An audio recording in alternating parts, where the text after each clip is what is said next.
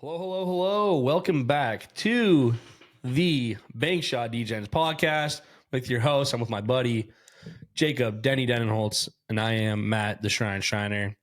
Denny, what is good? It's going good, man. Friday, January 19th, 9:08 p.m.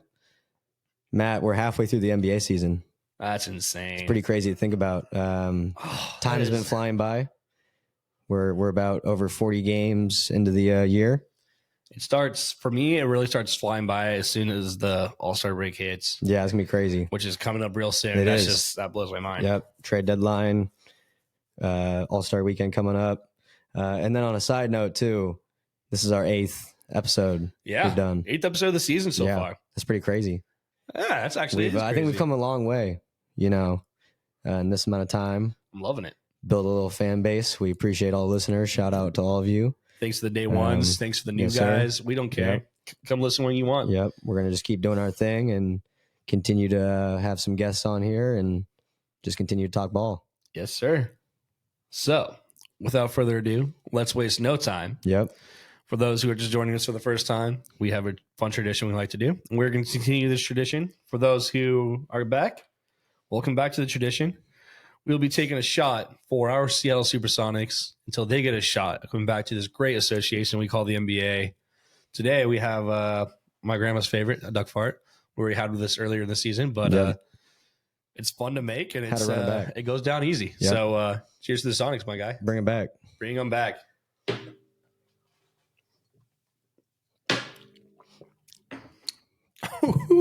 There we go. There we go. That whiskey hits. We got a jam-packed episode today, Matt. Yes, we do, Denny. What do we got? We're going to start off with the usual, kind of going through our team updates, see where they're looking, halfway through the year. And there's a lot going on in the league right now. We're going to dive into the trade deadline that's approaching. Yep. And as I mentioned, we're halfway through the year. So we're going to go over what teams we think are looking really good right now in terms of playoff positioning and how their teams are playing halfway through the year. And then we're going to kind of do a mid-year check-in on end-of-the-year awards. Our first episode, we kind of did preseason predictions of all of our end-of-the-year awards. So we're going to go back and look at those. And then we're going to finish off looking at the final return of fan voting, which was released yesterday. Those rosters are going to be announced in a week. So it's a lot of exciting stuff.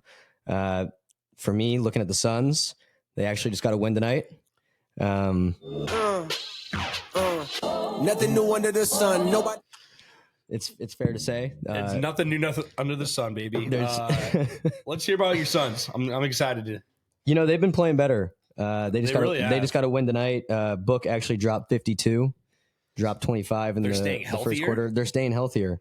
I looked up a stat and saw that the Big Three has only played 8 games together. They started off 0-3. Mm-hmm. Since then, they've improved, and they're 4-4 right now together. And so I think that they just have to continue to build off that chemistry. The key is that they got to stay healthy. I got to tell you, I think there's a new Big Three. I'm just kidding. It's not actually. I still love Bradley Beal, but there's a guy who's surprising the shit out of me on that team. Nobody likes him, but he's balling. I cannot deny this man is balling. He's averaging a double-double. Is he actually? Yeah. Grayson Allen. Oh, we were thinking about different people. Who are you thinking of? I thought you were talking about Nurk. No, Nurk has been disappointing to me. He's gotten better. Yeah. But Grayson Allen had he had a 30-some point game. Yeah, two nights ago he's had 2 games this year with 9 threes. That's crazy. 2 nights ago he had 29 with it, and then a couple weeks ago he had 30 with 9 threes. Yeah, so that's actually so funny to think about different people. But I was like, there's no way this man's averaging a double-double. Yeah, no, if he was averaging a double-double, we'd be having a different conversation right now. Oh my gosh! But when he's feeling the three, he's a reliable catch and shoot guy. He's been scoring. He's been scoring good. Yeah. He's really shocked me. He's really stepped it up, especially for during these times when the Big Three weren't very healthy. Well, KD's always been healthy, but D-Book and Bradley Beal here and there. But yeah, it's actually been crazy to see it. I just weirdly looked up the game the other day this week. I was like, Grayson Allen with 34 points or something like that? Yeah, he's a couple games with 9 threes. Yeah. I mean, but Nurk is I've given Nurk a lot of shit on this podcast early in the season. Yeah. but he's finally doing a little bit better. He's had some good games for him. Good. Yeah, I think he's figured it out. I think, I mean, that's just a completely new team over there, and so I think they're just continuing to figure things out. They've been playing a lot better basketball recently. 7 of their last 10. I think right now they are sitting in 8th. So they've climbed up the ladder a little bit. But we always talk about, the West is always so tight, and so everyone's about a game or two apart anyways. Yeah. But that's all I really got for the Suns. They've been playing better. I've been impressed. Book's locked in. Obviously, he had 52 tonight. My guy Katie's been doing his thing. Beal, when he is healthy, he's been playing well. So hopefully he keeps it up. KD having an underrated season, I gotta say, for what he's dealt with as being the only one healthy of those big three this entire season so far. Averaging 29. He's just doing his thing. And he hasn't averaged 30 since back in his OKC days. Since when him and Melo were going at it for the scoring title. That's KD crazy. would drop like 50 one night. Melo would drop like 54 the other night. I know. That is crazy to think about. So it's good to see him that he's not slowing down. Yep. He's doing his own thing, but he's really going in quiet just because of how the Suns had a bad start to the season. They're like 8th, 9th? They're 8th right now. They're 23 and 18. Yeah. But they've been playing better. 4-game win streak, 7-3 in their last 10. Yeah. Keep it going. Keep it going. All for it. Be interesting if we saw a Suns Thunder playoff series. Yeah, I would be very interesting. There's no doubt that you and I are going to be sitting there watching that game together. 100%. If that happens. Yeah. But how are the Thunder doing right now? They're chilling. They're chilling. Yeah. I'm thunderstruck right now. Yeah. They're great. They're on this roll the other week. Their only loss. Well, they had those 2 horrible losses. They were like on a roll, 7, 8, 9 game win streak, I forget. But then they just had 2 weird losses against the Hawks and the Nets after literally destroying the Nets 3 or 4 games before that. Just bad. And they're like, okay, just get back home and, destroy again. They went on another hot streak, went on another 4 or 5 game stretch. Then this week, they lost. They went to LA and just looked like a completely different team. I don't even know what to tell you. I was literally so pissed off watching them. Obviously Cy was texting. Cy went to one of the games, went to the Lakers game. Yep. Which is the first night they did back-to-back. So they played the Lakers and they played the Clippers the night after in the same stadium. Versus the Lakers game, didn't even look like the same team. They shot the worst I've ever seen them. The worst this season by far. They shot like 20% from the 3-point line, and they had the most attempts I've ever seen in my life. They probably shot 50 or so threes, maybe a little bit over 40, and missed so many threes. And they were just digging them deeper in a hole, and it was just tough to see. It's always a tough game to watch. And they were trying to double team Shea like every single moment he got. He still dropped 20 plus on them, which is, he's averaging 31 points right now. He's a bucket. So, but he still got 20-something plus points, and Taurean Prince was on him. Taurean Prince played some great defense on him, and then 80 and just a big team did not just really kind of locked up Chet. Even though Chet only didn't have a lot of points, but he was really getting assists out there, and then he got 2 blocks on LeBron himself, so that's still pretty good. But J-Dubs has looked amazing. Even in those 2 losses, J-Dubs is still way up there with points, averaging, I think in his last 10 game stretch, he's averaging 21, 22 points and crazy amount, high rebounds, high assists. And this team is awesome to see. And then they figured their shit out again and played the Jazz last night, and back on track. But those 2 games in LA were just horrible. But the thing is, they were there. They almost won on both those games still. And they looked like the worst I've ever seen them. So that's what makes me not worried whatsoever with them right now, because they're a young team. Everybody will say it every week and every single week. They're a very young team. They're still figuring their shit out. And they're going to have some lows. And unfortunately against 2 LA teams that have, it was against the struggling Lakers for a while. I mean, actually, I don't know if they won yet, but the Lakers are playing right now against playing the Nets. Down 10 by 10. 10 minutes left in the fourth. So I don't understand how they can.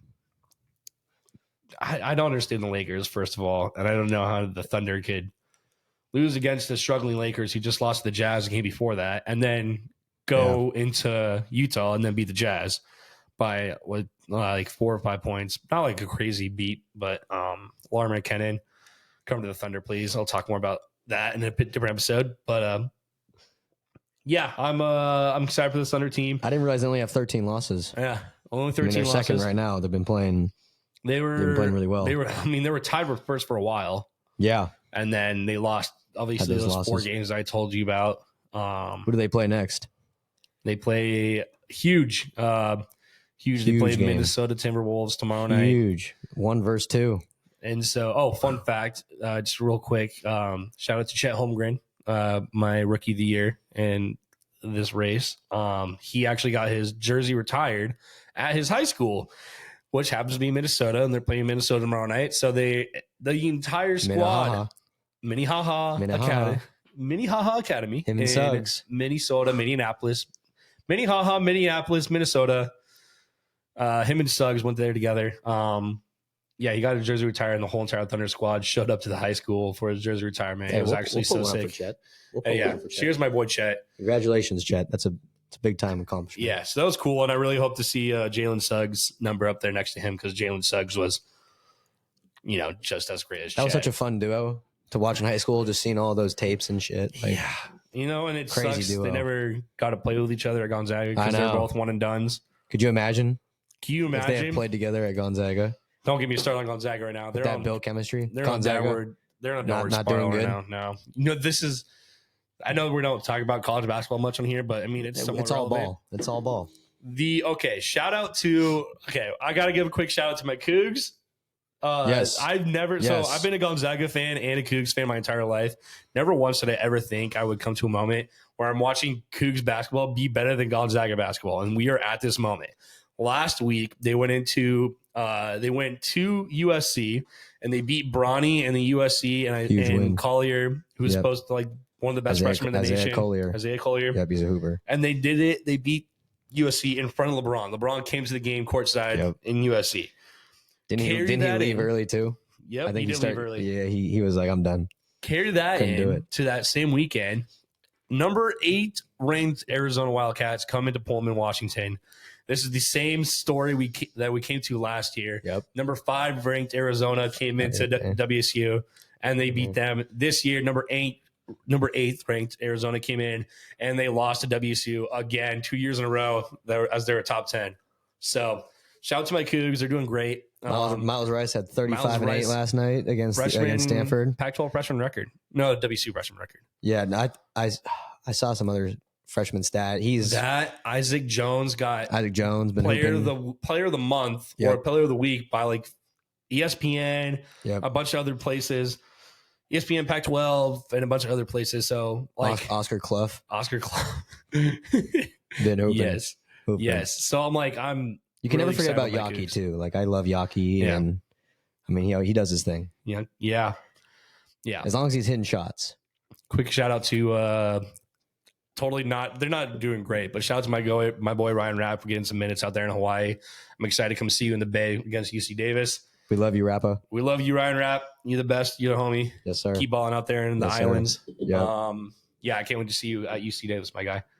Anyways, I got totally sidetracked there. Quick little college talk. Talk. Yeah. What led to this? Oh, we were talking about Chet, and we're playing the T-Wolves tomorrow, which is a huge game. We're 2 games behind them. If we win this game, we'll have them 2 games to 1 on our season series so far, and we'll be 1 game behind them. So whenever we do get tied up with them, we'll definitely have the number 1 spot if it comes down to it. So it's a huge game tomorrow in Minnesota.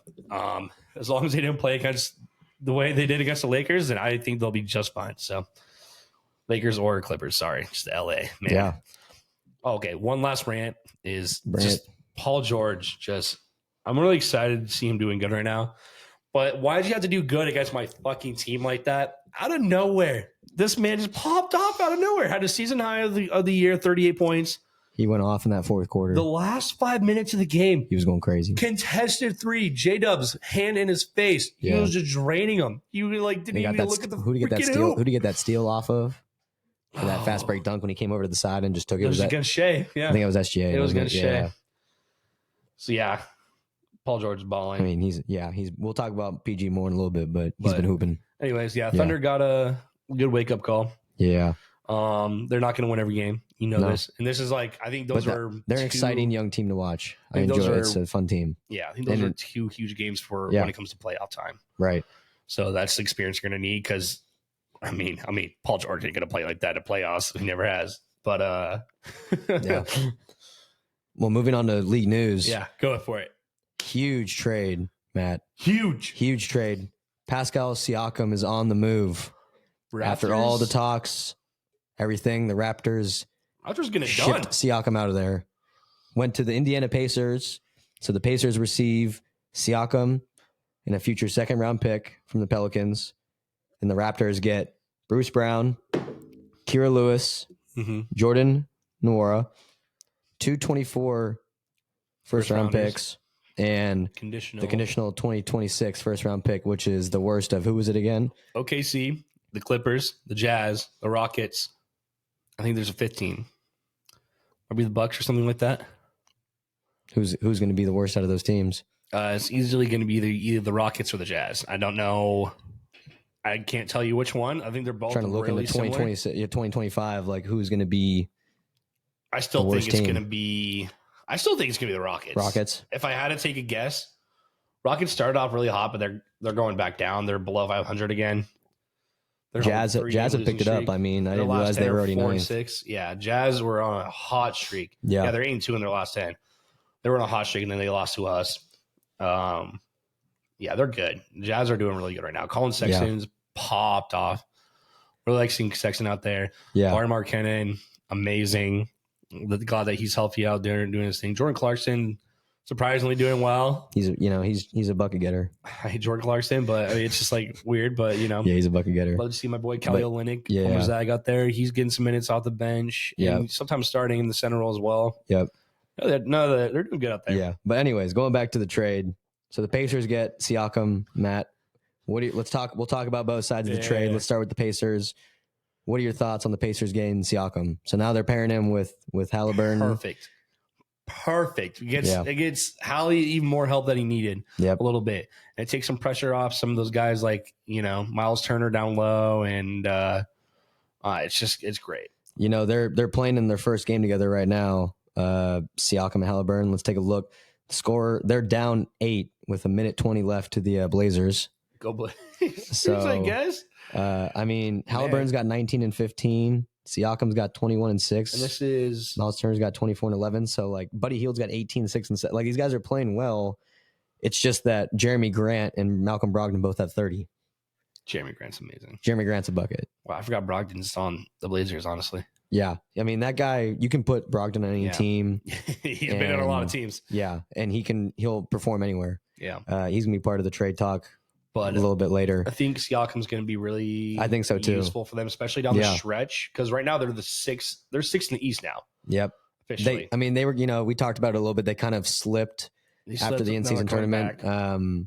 Before, Siakam even pulled up. They've been playing a lot better. And Halliburton. I thought Halliburton was going to be out longer. I didn't realize he was going to come back at this point. So this is kind of perfect timing. He got injured after we recorded our last episode. Yeah, he went down with that hamstring strain. Grade. He did those splits. Whatever. Yeah, he dude. did those splits. Yeah. That looked like that court was. Yeah, that court was fucked. Yeah.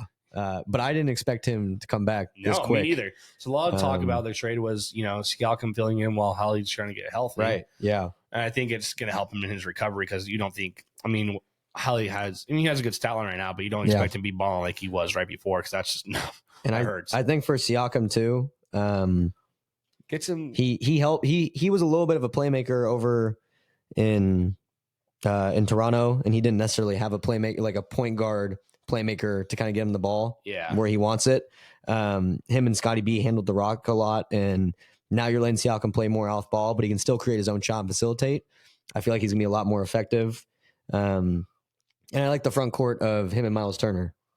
Yeah, Siakam's a good defender, lengthy, forward, and obviously you have a defensive anchor like Miles Turner down there. And you have Benedict Mathurin when he comes in too. And so I feel like I feel like Siakam's a great fit. And Siakam will be perfect for dishing dimes out, and then you have support from Andrew Nemhart out there as well for the guard, so he can be a catch and shoot guy now. And Siakam was happy too because his contract expiring, so he wanted to go somewhere where he wanted to resign. Yeah, and so I think he's going to be.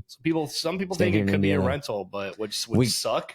Dude, obviously they would at the end of lose the day, this it's up to, trade it's up if to it is. Siakam. Yeah, it's But gonna be up to him when he get at the end of the year. I sent this to you, earlier this week. Is the end of an era. We're talking about the slam poster of after the reigning. This is right after they won the championship. Obviously, Kawhi went to the Clippers. Yep. And on this team was OG Anunoby, Marcus Gasol, Fred VanVleet, Kyle Lowry, Norman Powell, Serge Ibaka, and Pascal Siakam. And not a single one of them are on the Raptors anymore. What a run they had, man. Those are some great. Yeah, Powell, who's on the Clippers now. Yep. Lowry's in Miami. Not even being like he's good, but he's not even like a main starter there, is he? I think he starts. He plays like 30 minutes a game, but he just doesn't do as much. Do anything. The offense doesn't just revolve around him as much anymore. Fred's down in Houston. Fred's doing his thing down in Houston. OG just got traded. So yeah, Raptors made 2 big trades before anybody else this season. And the thing is when you look at Fred, like I don't know, like I feel like they could have at least tried to trade him last year, right, to get assets rather than letting him walk this year. Granted, I don't know if they expected the Rockets to throw $40 million at him because VanVleet got a fucking bag. Yeah, he did. But I mean, that's my guy, so very happy for him. But I feel like the Raptors should have done something like that. But at the same time, they just got 3 first-round picks. Yeah, so that brings me to the second point. So when you base off their first trade with the OG trade, yeah, and then they got because they got RJ Barrett and they got Isaiah Quickly. It's Emmanuel Quickly. Yeah, it's It's okay. Hey, we're good. It's a new. It's a new era. It's a new whole era in Toronto. But the thing is that I feel like Quickly and RJ have been playing really well. RJ's like their since first they've game joined. there was like 38 points. The issue is that they just haven't been winning. Yeah. And I don't know what the issue is there, but I know that I've seen their stats Quickly and RJ. They've been playing really well. Yeah, I mean they've been playing a lot more minutes and they've been playing effective. So I can't pronounce their coach's name, but Darko Rajakovic. Oh my gosh! Speaking of which, we got to talk real quick. Now that we're on the topic of the Toronto Raptors, we got to talk about his quick rant. The man had the most massive rant. You didn't expect that, did you? Oh man. Okay, so context. Last week, the Raptors played the Lakers, and was it just the fourth quarter or the entire game? I think the entire game. The free throws was the Lakers had 21. The Lakers had 24 free throws. 24, and then the Raptors had 2 free throws, and the Lakers won the game. And Rajakovic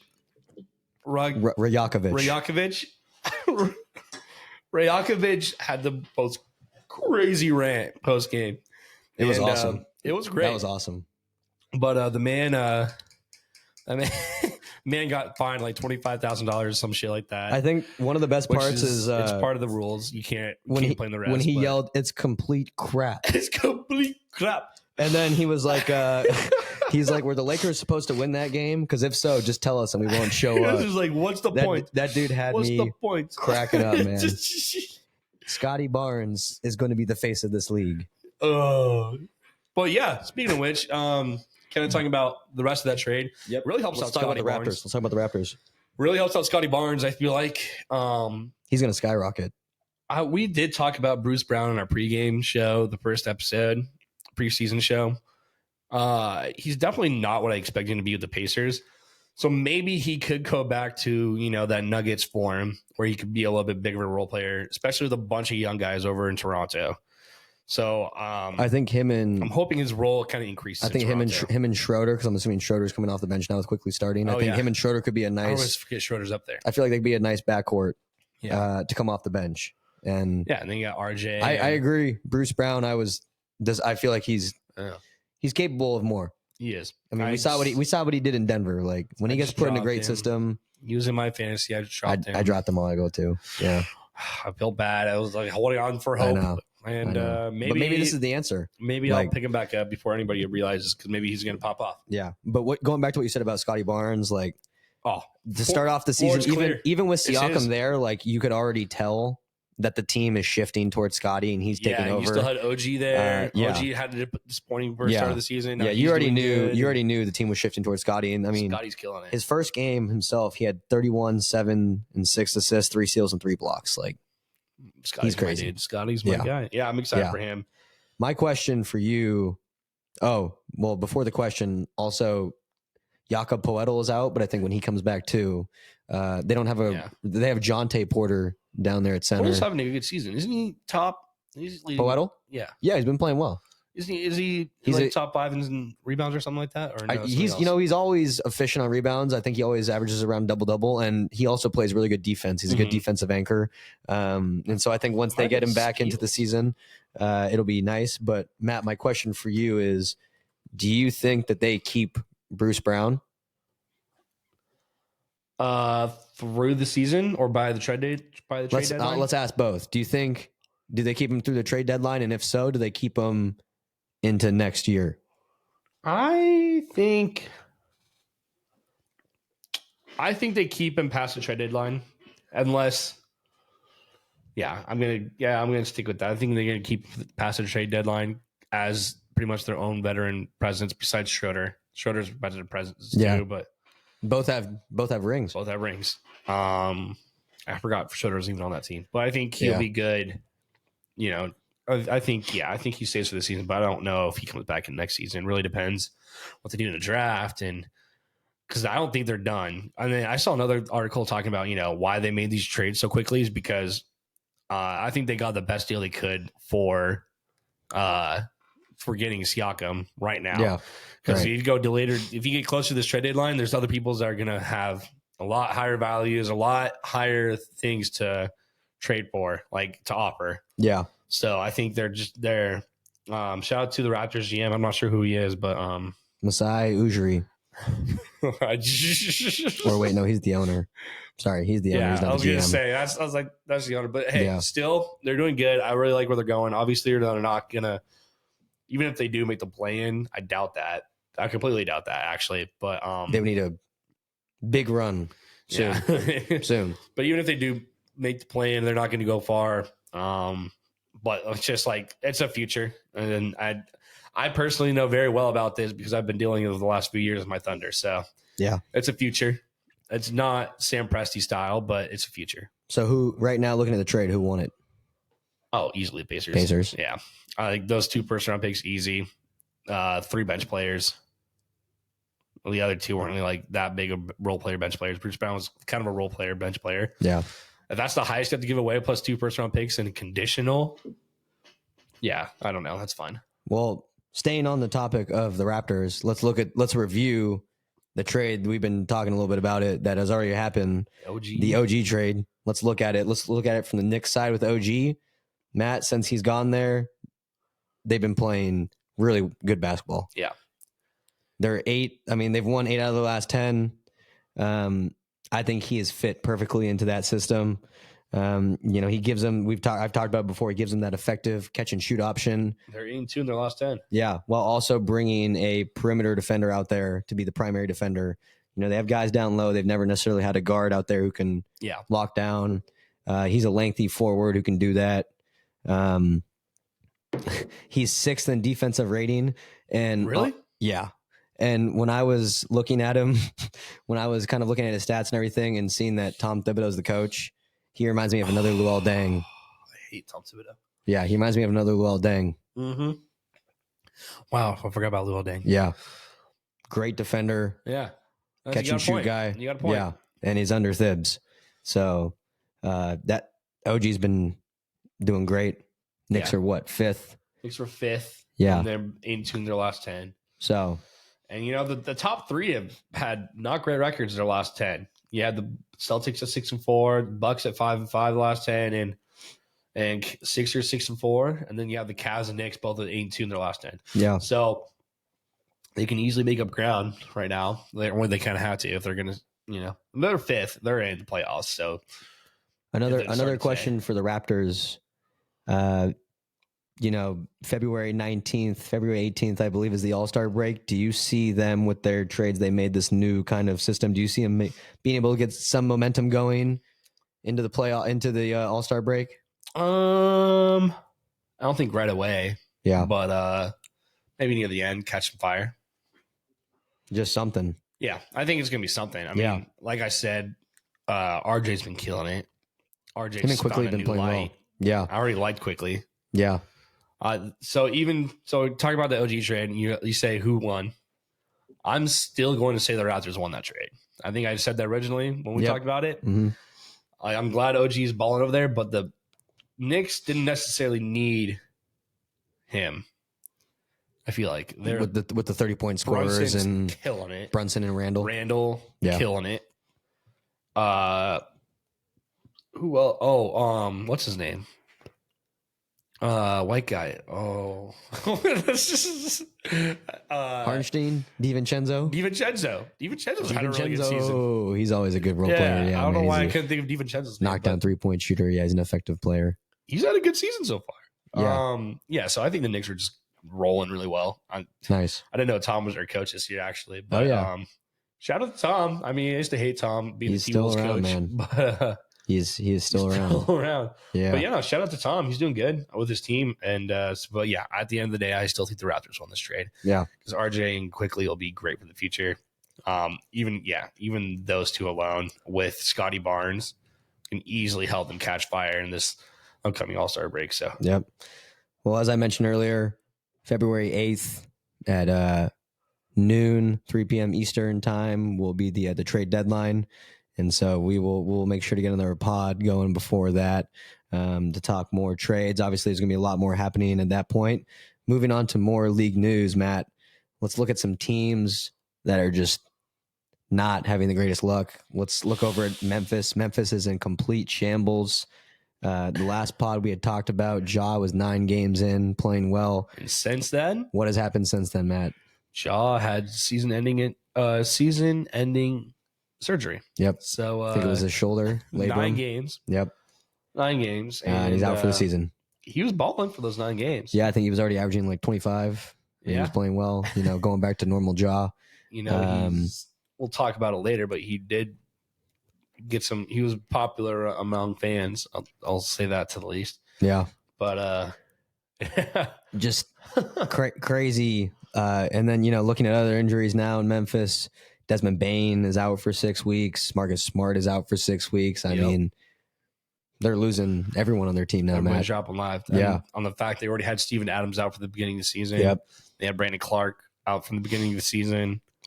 So now they have 5 guys who are potentially starters. Oh, and the other thing we ranted about last time is that Bismack Biyombo was their leading rebounder on the team, and then they just cut him out of nowhere. Yeah, they wish they had Bismack Biyombo right now, don't they? Triple J still does not average more rebounds than what Biyombo did. Biyombo still had 6. Triple J has gone from 5.5 to 5.7. Wow. And so I just want to say now Triple J is their only big scorer. And now Triple J is their only big man down low. 30... he had 36 the other night. Yeah. Yeah. I mean, he's going to have to. But then evolved the guy out of all this. So, so one by one, 5s keep on dropping. And then out of nowhere, after the Desmond Bane news, they're like, we're done. Everybody was like, okay, these guys they're done for the season. Obviously not as bad as the Pistons, but pretty damn close. I mean, that was 15 wins, but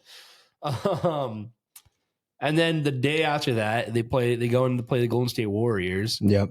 And they called up a guy from their G League. It's GG Jackson. GG Jackson the second. GG Jackson the second. South Carolina. Really? Go Gamecocks. He's been playing really well. I mean, he's played 2 games since he's got he's been getting extended minutes before that. Before that, he's been playing about 7 to 8 minutes. Since these injuries have happened, he's been getting increased role. He's been seeing 20 minutes a game, and he's been taking advantage of that, scoring 20 in back-to-back games. With the second game, Matt, he dropped 25 with 5 threes against the Warriors. And they won that game. And they against the Warriors. Yeah. That's a Warriors team that's with a healthy Curry, a healthy Clay. No Draymond then. That game, Draymond was not there. That was Draymond's game. He came back. That was Draymond's first game. Only game. He played 23 minutes. He had 7 4 boards and an assist. Yeah, so Draymond's back, So, not acting super crazy. No. But the Warriors lost to this Grizzlies team. Yeah. The Healthy Warriors. What are the Warriors right now? Warriors They're 12th. No freaking way. 18 and 22. They're 18 and 22? Look in their last 10. They're 3 and 7 in their last 10. They're on a 2-game losing streak. I don't know what's going on. With Simon Wright, man, is this the end of the dynasty? Is this the downfall? As much as I loved, see, now I got me reminiscing. As much as I hate to see it, yes, it is. So that sucks. But I will say a bright spot, Clay. He's 4th in made threes this season. So, fun fact. So, this is January 19th. So, 1 year ago yesterday, or 4 years ago yesterday, we witnessed history. We witnessed Klay Thompson getting his number retired into the Raptors of Beasley Coliseum down in Pullman, Washington. Shout out to Klay Thompson. Quick cheers to that. Clay, man. Go Cougs. Go Clay, man. And that was the 1 year the Warriors had that really downfall year. They just kind of tanked. That's when they got Wiseman, right? Yep. So they tanked that year. Curry had a thumb injury, and Zaza Pachulia was still in the team. So Zaza Pachulia and Steph Curry roll up to Pullman. For some reason, Zaza was invited. For some reason, he was the most booed player I've seen in Pullman in a long time. Yeah, unbelievable reason. That stadium never gets filled. It was absolutely filled that day. But me and my friend Trent showed up at 5:30 a.m. that day. Shout out Trent, man. That's real. And that's real. We got, and it was worth it. It was absolutely worth it for you guys. You guys got a lot. Yeah, I got Clay's auto. It was. I got a thumbs up from Clay when I yelled, "Yo, Clay, how's your thumb?" And he just looked around, gave me a big thumbs up. Got to yell at Zaza. Asked him how Kawhi's ankle was because he's the one that broke it still. It was just a great day. It was a great day in Pullman. And LB went nuts and we beat OSU, wasn't it? Yeah. LB had a game that day. Yeah. Oh, shout out LB. Shout out LB, man. He's not in the league anymore, but he was drafted by Portland that year. He is a consistent player at the crossover right now. Him and MPJ went to high school together. Did you know that? Him and Ellaby? Yeah, Ellaby and Michael Porter Jr. went to high school together over in Seattle. I did not know that. Yeah. Wait, really? Yeah. Because Ellaby went to Cleveland. You went to Cleveland? Yeah. Really? Mm-hmm. I thought he was a Seattle guy. Yeah, Cleveland. Yeah, Cleveland and Seattle. Yeah. Oh, yeah. The high school. Yeah. He went to Cleveland. No, yeah. MPJ, yeah. Okay. Sorry, and MPJ went to Nathan I'm not Hale. a West Sider. Yeah. No, you good. You good. Yeah. That would have been great. Together over here. So, that would have been crazy if they went to the same high school. Oh my god. Anyways, totally got off track there, but yeah, shout out to Klay Thompson. Yep. Who's still balling again, and Steph Curry, who will forever on his Instagram on January 18th. Anyways, but back to the Warriors, they're struggling. They are struggling. It's like I said, it's bittersweet because this is kind of what we grew up with since high school is watching this team, but now it's coming to an end, and it's sad. I'm sad to see it for Clay. Yeah, but I've never been a huge Curry fan. I respect his greatness. Probably the best 3-point shooter of all time. As OKC fans, man, it hurts. He hurt us a lot. He hurt us a lot. It hurts a lot. He hurt me a lot. And then that Grizzlies team with Mike Conley, Marcus Gasol, and Zebo. Zebo, man, Tony Allen. That team, Zach Randolph. That team hurt. Dude. Oh, okay. We're not. Those are the two teams, man. All right. Those are some bad memories. But yes, this is the end of Warriors dynasty. One last question for you, for the Grizzlies, and then we're going to move on from these two teams. Right now, they're 15 and 28th. They're 13th in the West. Bane and Smart are both out 6 weeks, so they're going to be out, past the break. Do you think they even bring these guys back, or do you think they just sit them out, save them for next year? I think they will, because I think these guys might need to show things to be on a different team somewhere next year too. I'm not saying that. If I'm them, if I'm Marcus Smart, I just go from the Boston Celtics to the Grizz. He hasn't performed, so he needs to show something that he's worth. Right. Yeah. And then show that he still can play in a different system that's not Boston. And and obviously Boston's showing no sign of weakness without him, so they don't really care. Yeah. So yeah, I think Marcus Smart needs to come back. He needs to prove something, whether even be a little bit of run. I mean, they don't need to win. He just needs to show that he's he still got it. worthy of being a starter in this defender. league. Yeah, being the guy he is. Stuff like that. We'll see what happens. 6 weeks. We'll see if they come back. Obviously, this Grizzlies team's not going to be this bad next year. I guarantee. Oh yeah, no. With a non-suspended jaw, a healthy jaw, two big men that they missed it all year. They'll probably be back next year with Steven and Brandon Clark. Yep, they'll be good. They'll be a good team. They'll help Jaren Jackson Jr. Yeah, but you just brought up actually the Celtics, which leads to my next question. Let's look over at the Eastern Conference standings. Celtics right now, top of the East, 32-10. 3.5 games ahead of 3.5 games ahead. My question for you right now, Matt, is we're halfway through the season. Are the Celtics the favorites in the East right now? Here's my theory. Only because I saw my team beat them and I know they have weaknesses. Also, I saw a Bucks team also beat them.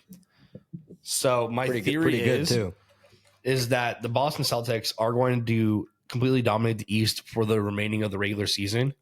But come Eastern Conference Finals time, I think it's going to be Bucks Celtics. I don't think the Sixers make to the Eastern Conference Finals. They could. I'm calling my shot. It's gonna be Bucks versus Celtics Eastern Conference Finals. And I think if it comes to a playoff situation like that the Bucks get their number. I don't think that I could be completely wrong. Everything that shows me that they can and they should win the East because they're literally the 3.5 games ahead. Yep. They have 5 guys who've all been voted for All-Star. Look at their point differential too. Point differential plus 9.7. They're good. They're a good team. Yeah. But I think they're second in team defensive rating right now. Yeah. The Celtics. But I agree with you. I think, but kind of like how the Thunder kind of struggled against the Lakers and the Clippers with size, I think they're also going to struggle with because all they have is Kristaps and who's their backup and Al Horford. Al Horford, yeah. I think that's going to make a difference especially when it comes to these guys in the East like Giannis and. Well, first of all, the Bucks have a bunch of big guys. They have Giannis. They have Brook Lopez down there. Yep. They have Bobby Portis. Bobby P. He's been playing really well this year off the bench. So they have big dudes in Milwaukee. And then you have the 76ers with JoJo. Kristaps is not enough for all those guys. So I think they're going to struggle when it comes to playoff time right now. But I don't think that's an automatic L at all because if you can turn it around and say the exact same thing that those teams can't guard all those small dudes like Derek White and all them. So I agree with you on a couple different things. First, the Sixers have been playing really well. I mean, we've seen what Embiid's doing. I mean, every year since Embiid's been there and doing his thing, you look at their record in the regular season. They're always breezing through the regular season. They're always top 3. A couple times I feel like, they've even been 2 or 1. And they're always killing it. And then once they get into the playoffs, it's either they get an upset, a disappointing first round exit to a team that they should not be losing to, or they're getting to the second round and then they're just playing against competition that's just better than them. Yeah. And, I agree with you because of that. I don't think they're going to. I mean, maybe they'll show us different this year. I don't know. It's a new team. I hope they do. I hope they do too because I really like Embiid. I really like Maxey. They've always had a solid team over there. I think they've been playing better without Harden there. Things just didn't seem like they were best in that system with Harden. But looking at the Eastern Conference Finals, prediction wise. I agree with you. I think it's going to be the top 2, the Celtics and the Bucks. And with the way the Bucks have been playing, we saw what they did against the Celtics recently in the regular season. They blew them out. Mm-hmm. With the way Giannis has been playing, and I feel like Dame is, we're halfway through the year, and I feel like Dame is still learning that offense, building that chemistry. I really do think that I could see the Bucks making it back to the finals. Yeah. And then you look at that core too. You look at other guys. Brook Lopez is a great defensive presence. Bobby P off the bench has been playing really well. Yep. Malik Beasley, who has the second highest 3-point percentage in the league right now. Mm-hmm. It's kind of a sidebar really quick. I didn't realize this. I just saw it. League leader in 3-point percentage, 48%, Grayson Allen. No way. Wait, what? Yeah. No. Yeah. Well, okay, that's a good backtrack for a second. Yeah, I just had to sidebar that because I just saw it. Grayson Allen is leading the league in 3-point percentage at 48. Okay, can you go down the 3-point percentage real quick? So it's Grayson Allen. Top 5 is going to be, it's him. Number 2 is Malik Beasley at 47.5. Okay. 3 is KD, 47.1.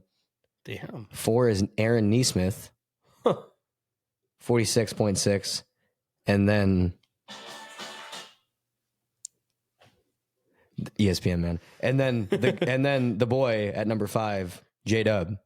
Oh, I was gonna say Kaysen. I was like, there's got to be one Thunder up there. Yeah, J-Dub's up there. Let's go, J-Dubs. 46.6%. Yeah. He's been such a great pull-up jumper. Yeah. All right. Well, back to the East. Back to it. So yeah, that's a great, and then having Malik Beasley on there shooting threes. They have a good deep team. Obviously, they have that championship experience. Dame's been being Dame. So yeah, when it comes, I think he's still getting better. So that's what team. I think. I think Dame's also the reason why I have the Bucks just beating the Celtics in the Eastern Conference Finals because I'm Dame talking time. Smack about Dame. He's averaging 25. Dame time. He's averaging 25 and 7. I'm talking smack. I think I did talk smack about him a little bit the last podcast. He's hooping. But my God, ESPN's annoying me right now. I know. I don't know what's going on with these ads, man. Can I do this? But I mean, and then, still hear me? Okay, sweet. Yeah, and then you look at Giannis's numbers too, and I mean, just crazy numbers. I mean, it's the same shit, different year. Giannis is, he's Giannis, and they'll be fine. I think when it comes, like I said, I think Dame's gonna be the deciding factor in the Eastern Conference Finals this year. Whether or not he's not obviously as great as he's been on these past Portland Trail Blazers, but he will be the deciding factor. I think he'll be ready. Yeah, I think so too. I think he'll be ready. I'm excited for this. Crazy. I'm really. He had a game. He had a game winner the other night. Yeah, he's had a couple game winners. He's had like a couple game winners this month. He's still Dame, Dame. I think that's going to be the difference maker. I don't care what the Bucks do the rest of the season because they've had, everybody's trying to stay healthy and stuff like that. As long as they're healthy by the beginning of the playoffs, which they're going to be a top 4 team. Yep. I don't see them sliding below 4. No. I think they're still going to be top 2 the rest of the season. But I think looking at the Celtics too, I think the X factor for them is going to be Kristaps. Yeah, which is so weird to think. Back up a little bit. Kristaps Porzingis used to be one of the top big men in this league. Yep. He had a very downward spiral with the Mavs. And now I don't even really know what happened in Dallas. He just nothing. I'm just really glad to see him actually doing good again, honestly. Did you think that him and Luka were going to go crazy though? I thought that would have been great. Yeah. No, that was right on Luka's come up. Right, when he had I'll talk about probably a little bit early. Yeah. We'll get to Luka more in a little bit. Yeah. But the Celtics are a great defensive team. It's just offensively, can they have their depth and their role players produce? Yeah. They've done it so far this season. So we'll see. If that ends up being the Eastern Conference Finals, it's gonna be a great matchup. The last big, kind of weird to think about that. So the last time when we saw Kristaps go to Dallas, who was supposed to be the big man that was supposed to be so great for the Celtics? And that who? Who was supposed to be like a great defensive presence for the Celtics? This is a while ago. I think this is before Kristaps got traded to the Mavericks, but basically the guy that they expected the guy that is that Kristaps is being right now is what they expected Gordon Hayward to be way back when. You did not think I was going to say that. Holy shit. But dude. it's true. But it's true, though. They really brought him in thinking he was going to be that X factor. Yeah, Kristaps Porzingis right now is exactly what they expected Gordon Hayward to be. And then he went down with that injury. And then the most gruesome breakup I've seen in my life. Oh, my gosh. Wow. What makes my stomach sick just thinking about that? I was not expecting that, but you're 100% right, though. Yeah. That's why they brought him into Boston, and that's what Kyrie was there. They really expect him to be the X factor, but that is what Kristaps has been doing. He's been playing well. 19-7. He's been doing well defensively, almost Oh my averaging 2 God. blocks. Boston is 21 at home. They just lost their first home game tonight by 2 to the Nugs. That was tonight? That was tonight. Oh, damn. Yeah. Before that, they had never lost at home. And their point differential, is the highest in the league. Obviously, they have the highest net rating, second highest defensive rating. They're great. Second most block leader on the team is Derek White with 1.5. That blows my mind. That So- blows my mind. Another team I wanted to just talk about really quick, who's been playing really well. I don't know if they're going to be, a contender. I would say maybe they're like a second, third tier team. 6-game win streak, 8-2 in their last 10. They're fourth, the Cavs. Yeah. They've been doing this without Garland, who's been out for a while with that jaw injury, and they've been out with, no Mobley after that knee surgery. Strus was in and out here and there. Strus has been in and out here, and it started with Donovan Mitchell. Yeah. I think he's averaging 30 in the past, couple weeks. Donovan's amazing. He's insane, dude. He's so Yeah, good. I mean- It's to a point where any stat line he puts up, I feel like people don't talk about Donovan Mitchell enough, but I It's think it's because because he's he's just so middle of the consistently. Yeah, he's consistently middle of the pack. Yep. And as much as I hate to admit it, again, we're talking about when it comes down to the Eastern Conference playoffs. They're not going to win in the Eastern Conference. They're not going playoffs. to. They're not the contenders to take. apologize. They're not going to be the contenders. Yes, I I agree. will bite my words I if agree. it happens, and I'll be completely happy if they actually make a deep run in this playoffs. But Yep. I do not think they're going to get very far. Yep. It sucks to see, but It's Jared Allen's been playing as an all-star level. Spider's going to put up a 52-point. What? Mark my words. Spider's going to put up a 50-plus point game in one of these Eastern playoff games, and they're still going to lose. I can see it. I I can almost see guarantee it. it. Yeah. He's great, but I don't know. If Mobley's healthy for I playoffs, just- it's a little bit different, but We'll see. I mean, they're playing good ball right now. It's crazy. We'll see what happens when the starters come back. yeah. Man, look at the Magic. They really dropped Magic dropped. I don't know what happened. a couple pods ago. They were what, top 4, There were 4. 5? They were 4. I'm pretty sure literally Cleveland and Magic pretty much switched places. Yeah, now they're 8th. They're 3-7 in their last 10. 2-game losing Damn. streak. It's still a positive differential, barely, but The thing is, I've seen, it probably in the last 10 games. Well, it's probably been the games they've won, but Paulo's had a couple crazy games recently. yeah. But those are the only ones they seem to win, and the other ones that they've lost, they've been struggling a little bit. But I mean, they're still 8th. I haven't watched much of their games. Though I mean, I did obviously watch them play against my team, and Yep. from what I can tell from that is when they lost to them, they just kind of look frantic out there, and they don't really have, a very controlled court. I don't think Paulo's running it as well as he could or should. Jalen Suggs could run that better too, as much as I love the man. But they just seem frantic out there, and I think they're still pretty young, like we've talked about. They're still really young. You have Cole Anthony, Isaac Jones is still pretty. They'll figure it out. I think But they'll be fine, but I'll be very Might take some happy. time, though. They're definitely going to be top 10. I think so have a too. doubt Yeah, about I mean, when that. you look at these other teams they're playing, Did shitty. do you know about that Laker game, by the way? Oh, it's up here. They lost. Lakers lost 130-112. Let's go. Sorry, 130 Trent. Sorry, Trent. 131 131-12. sorry, because you got your win this week. So Quick fuck look at the off. stats. Claxton had 22 and 14. Mikal Bridges at 17. Dinwiddie. Din Shitty had 19. Did shit. Cam Thomas had 33. Bucket. Fucking bucket. AD had 27 or 26, 12 and 7. D'Lo had 20 and 7. Braun had 20, 11 and 5. Damn. Another loss for the Lakers. 10th in the West. So, Damn. wow. Speaking of the West, Matt, Go for it. I'll kind of ask the same question. We'll look at the top team.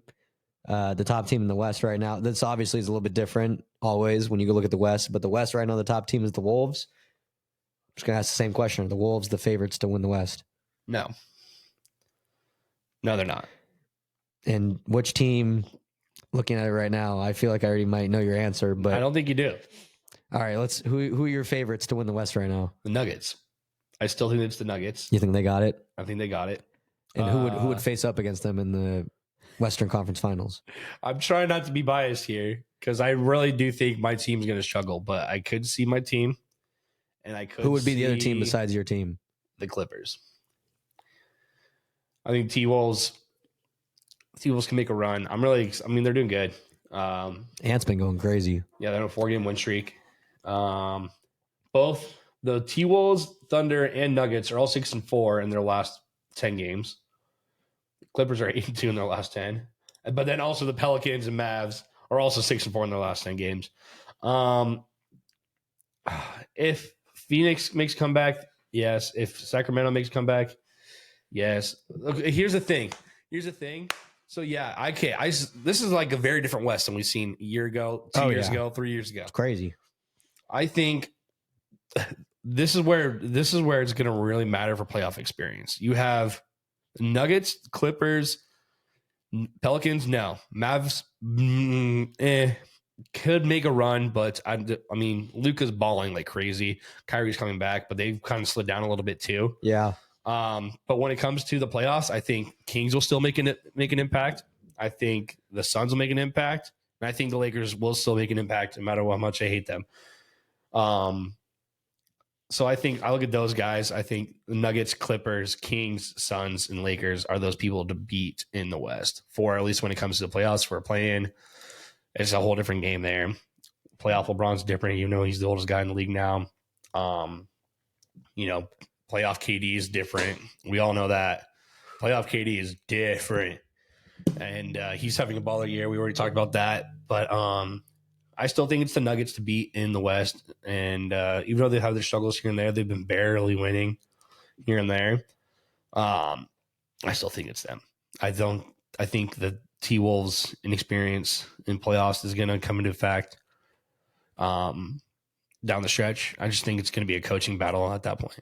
And I think the Young Thunder, as much as when they're hot, they're the hottest team in this league. But when they're like I said, I've been humbled this last week with losing in LA back to back, and those are very 2 games that are going to be playoff games, I guarantee. So, yeah, I'm taking the Nuggets to win the West still. Who they play in the Western Conference Finals, I think they could be defeated. I don't necessarily think the Nuggets are favorites for back to back, even though I literally have money on them. Actually, I put a bet on them to win the NBA Finals at the beginning of this year before it started at like plus 450 odds. So, I'm going to still say that the Western Conference favorites. Looking at the Nugs, you always you say about there's a couple of players like when you have LeBron in your team. Yeah. You can never be counted out. When you have KD on your team. When it comes to Nikola Jokic on your team, dude, like I saw him. I finally got to see him play in person. You went to Denver. I saw him in person last weekend. They played the Pels, and just watching Jokic in person, seeing that offense, dude, like it's unbelievable what Jokic does on the floor. He doesn't need to score to be good. No, that's the thing. His vision is insane. Oh, it's crazy. And that's with him being triple team, double team. And when you have a healthy Jamal Murray, he had 35 tonight and 9 or 8, I believe. When you have a healthy Jamal Murray, KCP who can knock down the threes. My unsung hero for the Nugs this year is KCP. When KCP's on fire, step up this year. AG was a fucking beast when we watched him play that game. I mean, MPJ when he's feeling it from 3, then I mean, you still have help from you still have that DeAndre. And you still have that bench too. You even have the younger guys starting to play well. Christian Brown's playing well. We'll see if they give more minutes to Julian Strother. My guy. Let's see if they give more minutes, but hopefully he does. It really is hard to bet against the Nuggets, especially with how they're playing again this year. With how Jokic is playing. They're third right now. They're tied. Well, they're about tied, almost tied with the Thunder. Yeah. Or they're about 2 games back. They just have 2 more games played than the Thunder. The one team I just want to talk about besides that is just obviously the Clippers. It's been a continued topic for me. But I really just have been impressed as of late how they're playing. They've been playing really well. 8-2 in their last 10. I feel like I said the same thing the last pod. PG has really come alive these past couple of weeks. He's been on fire. Kawhi has been doing his thing, and I think James Harden has figured out how to play in LA. He's been playing very efficient, averaging almost 19. I think he's averaging 8 assists, and he's shooting 42% from 3 also. Yeah. All right. It's crazy. I'm going to change my answer. Okay.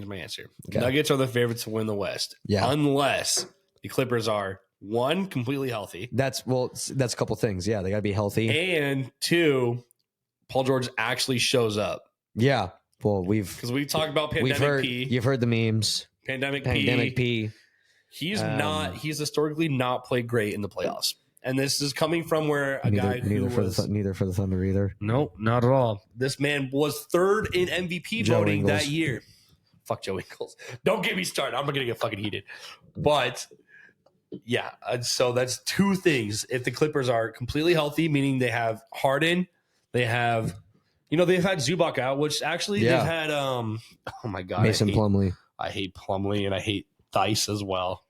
Plumlee played solid minutes for them in the playoffs last year too. Yeah, he played solid minutes in the playoffs last year too. Him and, anyways, but now they have Tice out there. And so Zubac's healthy, Kawhi's healthy, Harden's healthy, PG's healthy, Russ healthy. Come on, we already saw Russ actually do really good in the playoffs last year for the Clippers when they made the play-in. Almost beat the fucking Suns, man. Literally. Almost Russ beat the Suns. Was balling. Russ, if Russ gets some good minutes off that bench, he's gonna fucking ball. So that's the thing. You're gonna have to.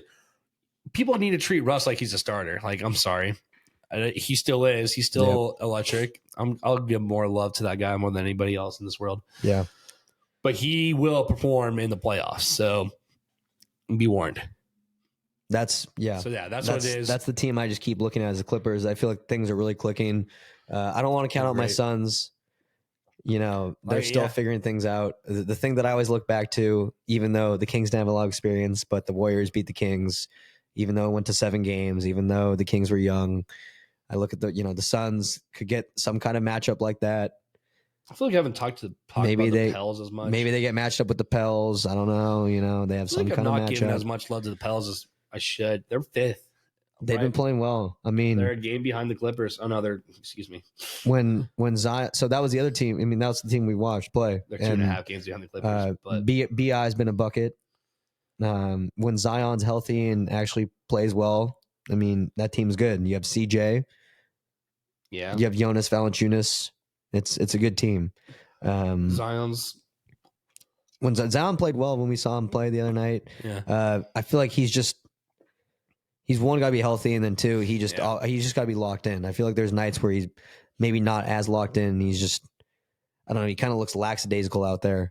Or how did he say it? I can't remember how the fuck he said it. Lackadaisical or something like that. Yeah, no, that was. I forgot what the word is. I think you got it right. I said it right. Lackadaisical. Oh my god! Lackadaisical. Now I'm turning into Zion, bro. Shit. But yeah, shout out to the Pels. I need more Utah. Shout out to the Pels. I haven't watched them enough / heard much about them, so that's why I haven't given them much love because I don't think they're really talked about enough. Yeah, personally. So there's that, and then Mavs are up and down. They're great. I love Derek Lively. He's leading all rookies in rebounds, I think, now. So, no, Wemby's still ahead of him. Then it's him. Yep. Then it's Chet. I love Derek Lively. Like I said, I still, as much as I love Keeson Wallace, I would still rather have Derek Lively drafted to the Thunder, especially after watching those LA games. Oh my God. If we had Derek Lively, we could have won those games. Like, as much as I love Keeson Wallace, who actually got some really clutch threes in those games, we need size so badly, dude. But the Mavs, I think if they get there, I think they can actually make a good playoff run. They'll make it tough, especially if Kyrie's Kyrie. Right. I mean, when Luka was out, Kyrie was going nuts. I think he had 30 plus games. I think he had a 42-point game, 7-7. I mean, it's Kyrie. Yeah. He's been there before. So we'll see. The thing with the West is, I mean, look how close this race is. Like, we could be in 2 weeks, this could completely flip and we could see teams all over the place. You could see, I think I don't even want to say it's set. I was gonna say everybody in the playing it up is. You pretty think much like set, you think the but top 10 is solid? You think it's going to stay like that? I don't know. I think the Warriors could still catch. I mean, I still You can never cannot count the you can never count the them out Warriors. still. You cannot count the Warriors. Especially Draymond coming back. Yep. Might be good again. You I can don't never know. count them out. Yeah. So I don't know. I think there's a lot. And that's what I don't understand the Trailblazers, man. Like you said tonight, they just won. Who they beat? They beat the new Pacers. They beat the new Pacers. Well, let me see. I'm actually pulling up the final score. Oh, wow. It ended up being a 3-point game. I'm just like, I But love they beat the new Pacers. Jeremy Grant's so good. 37 tonight. Imagine Jeremy Grant. Jeremy Grant was on. Ooh, that could be possible. Okay. A reunion? I doubt it, but I would love that. But I really but like Jeremy as Grant a- too. Jeremy Grant's Jeremy Grant as a Hooper. trade piece. Hmm. I could see happening yeah. this year. Yeah. If the Blazers are serious about having a future Yep. more. So Well, Matt, we're halfway through the season. Like we were talking about before, we had some preseason predictions for our end of the year awards. yep, let's hear 'em. Let's go through them. So for MVP, you had Jokic. Yep. I had Giannis. We're halfway through the season, Matt. I'm going to pull up the odds. Do you think you would still have Jokic right now as your MVP? No, fuck, I'm gonna be biased. I don't care. No, my MVP is Shea Gilgeous-Alexander. And I'm gonna continue with that, even though I know he's not leading the popular vote, but I watch this guy every game, and I can genuinely say, I mean, I know Jokic does amazing things like we talked about, and I think he's great. He's won 2 MVPs already. We know what he's doing. But he also has a lot of help out there. We mentioned a lot about his team. Right. And SGA is completely leading this entire young dude's core, and it's absolutely insane. And he's just balling so well, dude. I don't even know how to. He's leading the league in 30-point games at 29, 30 different 30-point games. That's more than anybody else in the league. He's doing that. He's leading the league in steals over 2.8 steals per game or something like that. Pretty high up there. You know, he's doing better in rebounds. He's like 6+ rebounds averaging. He's averaging better in assists, also around 6, I'm guessing. I know it doesn't count in the voting or whatever. The way he's dropping the 30 points, the way he's scoring, the way he leads he's all a hooper, guards bro. in It's the crazy. paint. Yeah. Those fadeaway shots in the paint. Yeah, the post ups. He's just like the way he's doing it is insane. He has 29. He got 29 games of 30 plus this season. He doesn't need to shoot threes to score this high. He doesn't need just like so when Harden won his MVP a long time ago, that season he set the record for most made threes and most missed threes in the same season. And he became MVP. I mean, it was a great season. He was still averaging a shit ton, but he took so many field goals. Shea's doing this all while being efficient. And he's really leading this. And so that's where they have Shea still there. But he's averaging 31, 6 boards, 6 assists. Yeah. So at the end of the day, I still think it's Shea. And they're second in the West. Yeah. I still think it's Shea. So but you would change to Shea. Yeah, I would not be mad if Jokic still won because I still like Jokic. Well, looking at the NBA, the key NBA rankings, we have Embiid still at 1. He's not going to have it, but he can only miss 6 more games. Yeah, that's for that reason and that reason alone. I think he's gonna miss. I think he's gonna miss more than 6 games. I mean, he's already missed fucking whatever it's been. Which I'm very happy there's a rule for the fact that like you have it's a nice implementation of the rule. You have SGA just doing this night in, night out. Yep. And he deserves it. Yep. Oh no, he's continuing. Sorry. Huh? Continue. Sorry. Oh. Yeah. Anyways, well. Jojo. Well, Jojo's, he's gonna get 6. He's gonna be out 6 more games. So he's not gonna win it. He's already out. Yep. The person I had was Giannis. He's currently 4th. He's averaging 32, 12, and 7 right now in the last month. Love Giannis. Love Giannis. I'm trying to think of explanations, but fuck man, I've kind of I said it last episode. I've kind of hopped on the SGA train, man. He's great. I mean, it's crazy. I'm still staying up for Giannis. He's still one of the best players. Oh yeah, I mean, he's top 5 I'm player not in saying this anything league. against Giannis. Oh yeah, dude. Like, but I just don't think he's doing as much for his team as these other candidates. Dude, it's so much fun watching SGA. It's so much fun. He's a blast. He's crazy. Yeah. So I mean, I'm gonna keep mine. I'm gonna keep mine at Giannis. You'll change yours. I want SGA, and I think SGA deserves it. Okay. But I'm not mad if Jokic wins it. Okay. But I do want to give love to Luka Doncic. Yeah, I was gonna say he's number 5. Read his stat line. Well, he's averaging almost 34, 8 boards and 9 assists. I mean, he's almost averaging a triple double, and he's 5th and he's second in 30-point games. And he's second in 30-point games at 28. Yeah, right behind SGA. He's almost averaging a triple double, and so they're actually arguing this on NBA TNT pregame the other day. Mm-hmm. And I was like, oh yeah. And then Shaq's the only one that took Shea, or I think over Luka. I think he's got 7. He's got 7 triple doubles this year. Luka, yeah. He's got 63 in his career. It's Luka, bro. It's crazy. That's like, so I would not be headband mad. Headband Luka. I'm still. He ain't gonna get it, but he deserved. God damn it, he might deserve it. He deserves some recognition, man. I am still gonna stick with SGA and Jokic, but if it wasn't SGA or Jokic, I would give it to Luka, and then Giannis would be my 5th. Yeah, or 4th, whatever that is. Yeah. Well, moving on to a very interesting. Our next award, dun, dun, dun, dun. The Rookie of the Year award. We've mentioned it in a couple of podcasts. Matt picked Chet Holmgren. I picked Victor Wembanyama.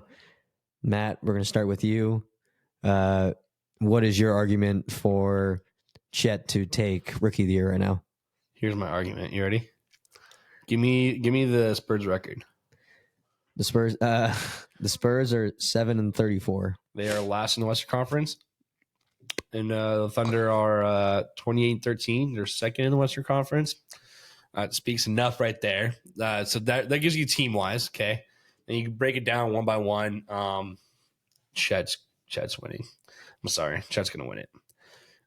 Chet's not been a little bit more silent the last couple weeks, especially, I must say.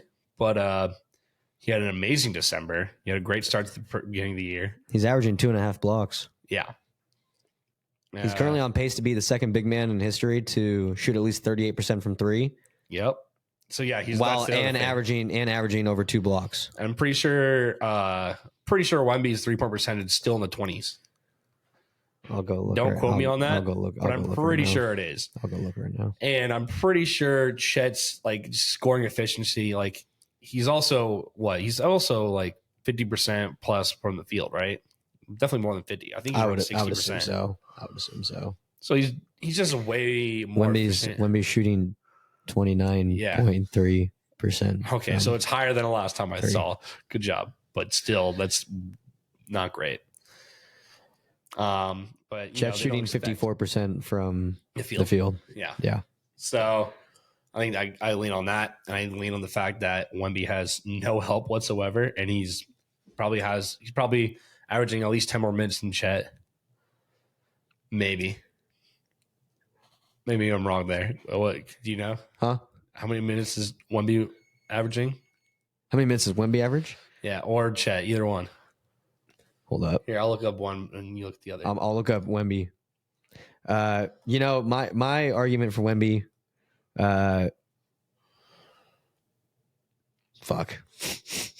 Your 7-24 thing kind of got me because it's so hard to be able to pick a Rookie of the Year from a team that's last. You say this man's generational talent. LeBron did not do this bad with the Cavs when he was the generational talent.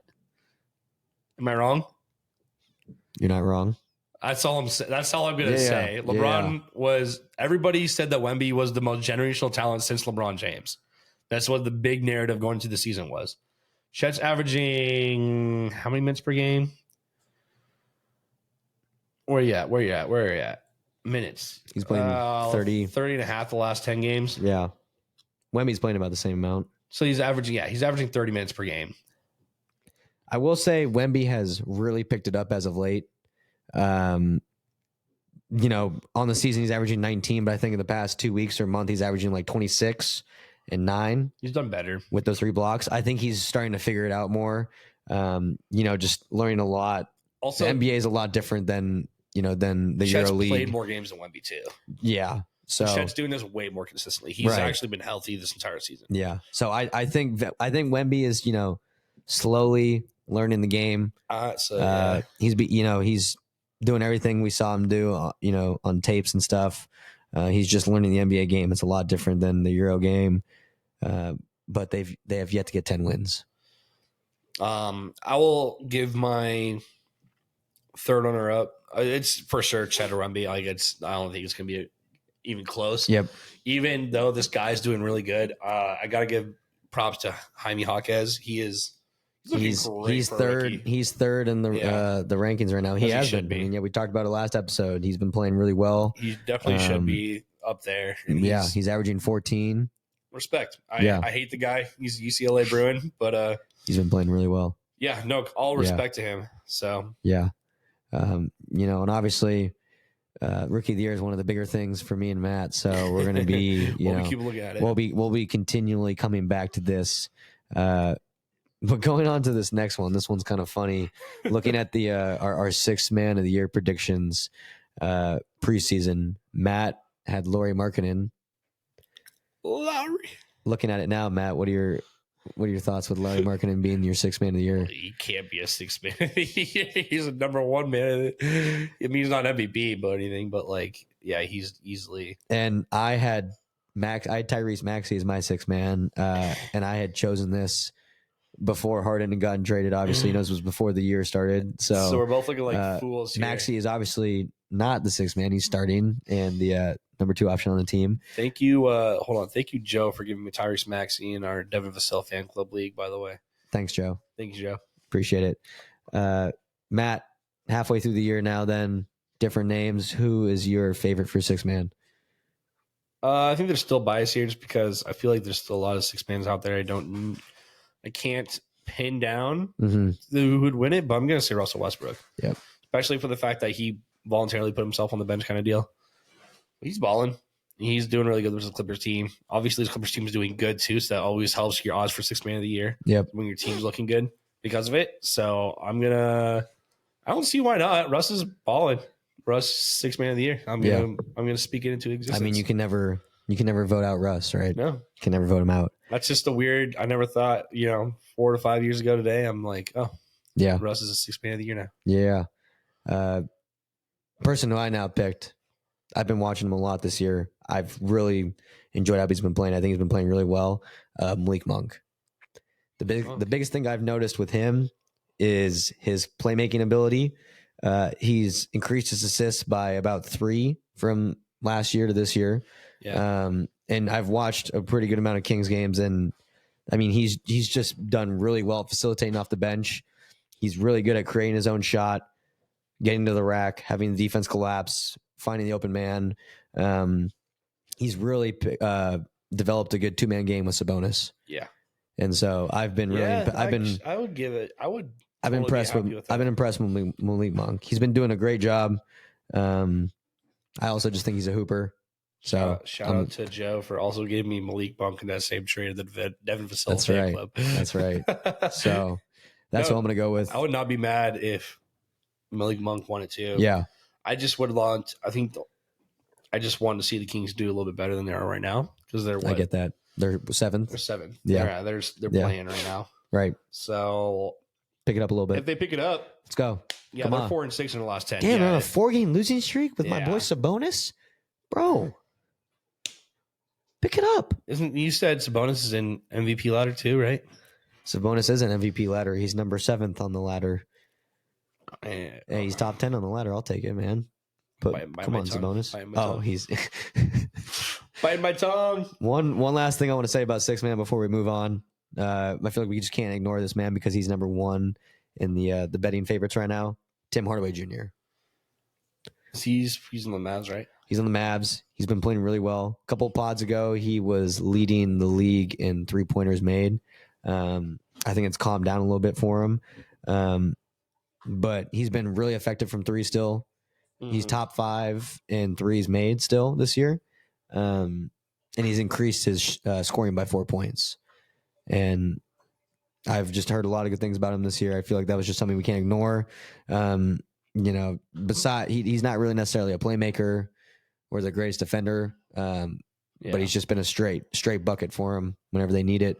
He's had some big games. Yeah, that's fair. A lot of threes. So that was just someone that I wanted to shout out. I know someone that you want to shout out. He's number 5 on the list, Matherin. Benedict Matherin. Yep. Yeah, I like Benedict. He's a second-year guy, right? Third-year guy. Third-year guy. Yeah. I like Benedict Matherin. I think third year. I think he's great when Miles Turner's not on the court. Mm-hmm. So I think it just gives him balance on the Pacers team. Yep. And I think he'll be better once with Siakam there. Siakam does nothing but help the Pacers. We already talked about that, but yep. Yeah, honestly, if any of those guys won, I would not be mad. I'm trying to think of another. Those are all guys in the West. Some other names. What about any guys in the East? Number 3 on the betting odds, Bogdanovich of the Atlanta Hawks. He's what he won. How many 6 Man of the year? Or I'm thinking of. Never mind. Who are you thinking of? I was thinking of Brogdon, wasn't I? Brogdon. Yeah, you're thinking Brogdon. Yeah. I was thinking of Brogdon. Number 6 on this list is Karis LeVert. Okay. I like Cole Anthony's number 8 on this list. I think LeVert has some good looks, especially with the Cavs doing good. And the Cavs, Cavs are on a 16 win streak. LeVert's obviously had to play probably a bigger role. More than the other awards, I think really for 6 Man of the year, really is very highly dependable on your team doing good. I feel like. Yeah. Because well, that's kind of the right. Yeah. Because the 6 Man helps you get that 6 Man right really could be a big difference maker between a win and a loss. Yeah. So purely off that, I think Russ is my lead. Malik Monk would be up there. Oh yeah, Tim Hardaway Jr. I guess they're 5th. Yeah. So I'll give them to that. Yeah. Or 6. They're 6. Man, we really were not hitting with our preseason predictions, Matt, because going on to the next one for DPOY, we both had Triple J. He was the favorite among. Let's just be honest. No one expected him to be having the season he's having. No one expected the Grizzlies to be what they are this year so far. No, we expected bigger and better because we knew Ja was out for the first 25. Yeah, I just don't think he can handle being the number 1. I mean, he had a 30-point game tonight, being the number 1. Yeah, but he needs help. He's 9th on the list right now for DPOY. He needs help. He can't be he can't run the whole thing. Who would be your new DPOY? I couldn't tell you. I'd probably. Let me go through the betting favorites right now. I think off the dome, I'd put somebody off the T-Wolves. I know they're one of the number 1 defensive ranking teams in the NBA right now. So whether that goes to Rudy Gobert, who's been Defensive Player of the Year at least once or twice before. So already. he's number 1. Yeah, he's minus 230. I don't know much about stats wise to. Second on there plus 800. Chet Holmgren. Really? I guess he's a blocking machine. Third is AD. 4 is OG. 5 is Bam. 6 is Derek White. 7 Embiid. Chet's number 2 for Defensive Player of the Year? Chet's number 2 for Defensive Player of the Year. Damn. For the betting favorites right now. Yep. Plus all right, 800. I'll take it. Fuck, I feel like that just adds even more to your Rookie of the Year talk, man. Is Wemby on here? Wait, hold up. Is Wemby not on there? Wemby's down there. Wemby's 11th. Shea is 12th.